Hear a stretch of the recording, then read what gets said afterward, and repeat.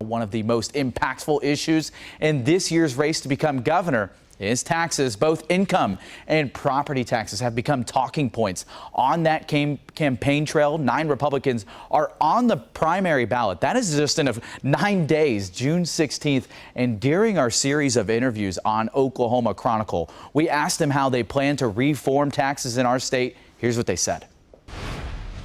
Oklahomans want more money in their pockets, and the Republican candidates for governor say tax cuts are the answer. So let's talk property taxes. I think it's about time, at least on their personal dwelling. Now, if you have a whole bunch of rental property or something like that, then you'd still pay on that. Candidate Kenneth Sturgill wants some kind of property tax, but does worry about the impact to schools and counties. We're not going to be able to do away with a property tax that, funds our schools as well as many other things along the way. We're going to have to pay some taxes. Trump-endorsed candidate Mike Mazzei didn't suggest a property tax cut for everyone. He focused on the elderly and veterans. Abolish property taxes for seniors and veterans because they shouldn't have to pay rent to the government for the rest of their lives. Gentner Drummond, one of the first candidates to throw his name in the hat, joined in that call. We addressed property taxes by capping them for elders and veterans and consider increasing the homestead exemption. Candidate Jake Merrick says property tax relief can be done by raising consumption taxes like a sales tax. It's completely voluntary,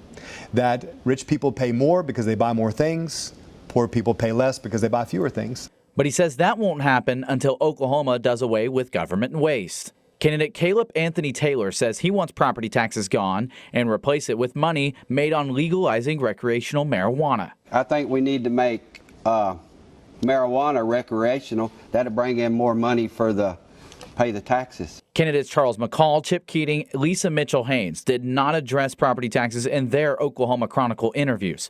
But they did say reform needs to happen with the state income tax. Taxation on productivity works completely different than our consumption-based taxes. When you lower the personal income tax, the money's still there. You just left it in somebody's pocket. They're going to spend it, and it comes back to the state really multiplied. If you look at the high growth states, whether it be Texas, Tennessee, Mississippi, Florida, South Carolina, North Carolina, South Dakota, Nevada, Arkansas, what do those states have in common? Income tax. Don't tax work, tax spending. They want taxes a break from taxes and insurance. Gentner Drummond says the state should focus more on attracting businesses, so corporate taxes lead to less in personal tax. If we work on education, mental health, health care, workforce deliverables, partnership with the tribes, that program, those are my 5 priorities, that will drive revenue into the state of Oklahoma. We'll have a much larger corporate tax base, which takes the pressure off income tax. Caleb Anthony Taylor says he sees many Oklahomans in the boat he's in, which is why income tax reform is needed. It's hard to live no matter where you're at. All the money comes out of your taxes. We want to know where it's going. It's rough. Mike Mazzei says he can cut the personal income tax down in the first year. I will propose reducing the state income tax rate from 4.5% to 3%.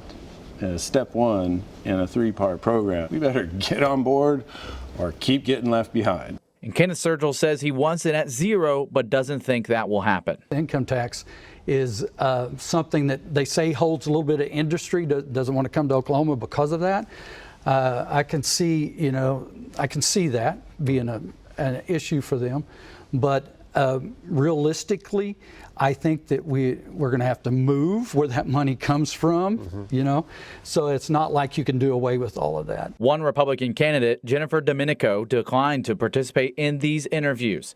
KOCO will be following this race closely. Check out our website for the full interviews with these candidates. You can also prepare yourself for the Democrat primary there.